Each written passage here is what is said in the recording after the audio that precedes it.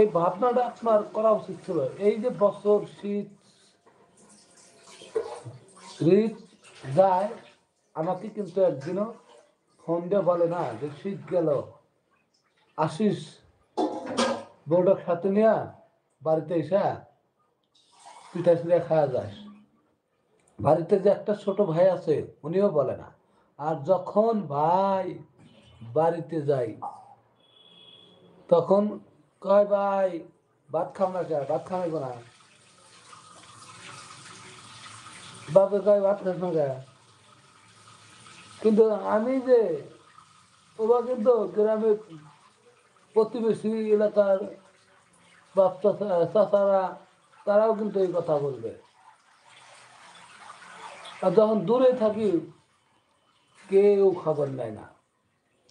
ওই যে কিছু দিতে পারি না, আর কিছু নিতে হইলে কিছু করতে হয়। এই আপনারা শুধু নিবেন কিছু দিবেন না, এটা তো হয় না। আমার কথা হলো যে সন্তানের কাছে কিছু নিতে হইলে কিছু দিতে হবে। একটা কথা মনে রাখবেন যে আমি যদি তাকে খেয়াল রাখি তাহলে আমাকেও কিন্তু সে খেয়াল রাখবে। আর আমি যদি কাকে খেয়াল না রাখি সেও তো খেয়াল করবে না।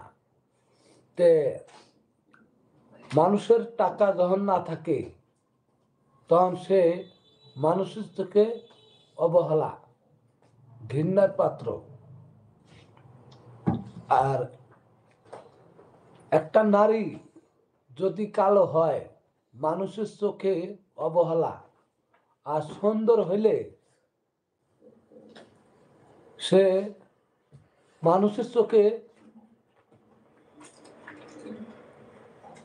নজর ভোগ বিলাসা করার পরিকল্পনা করে। কালো হওয়ার জ্বালা, সুন্দর হওয়ারও জ্বালা। নারী হওয়ার জন্ম নেওয়াটাই কষ্ট, বেদনা, অনেক দুঃখ।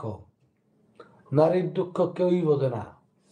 অসুন্দর হইলে তার এই সমাজের কোনো মূল্য নেই। আর মেয়ে যদি সুন্দর হয় পুরুষের চোখে ওই নারীটা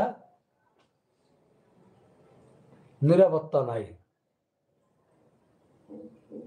আমি এই যে কথাগুলা বলতেছি আমি কিন্তু বাস্তবের সাথে মিল করেই আমি কথাগুলা বলতেছি।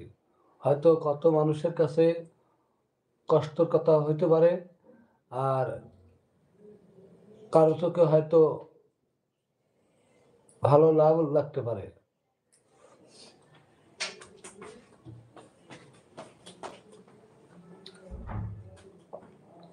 আগের ছোটবেলায় মাস্টার ন্যায় নীতি কথা শোনাইতো যে অন্যায় যে করে আর অন্যায় যে সয় তার সমান অপরাধ।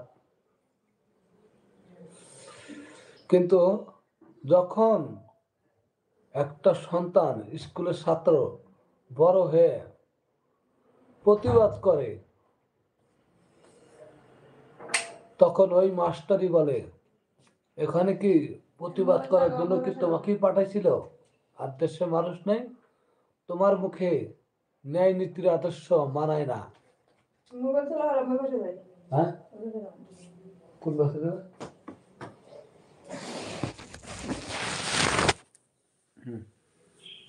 যা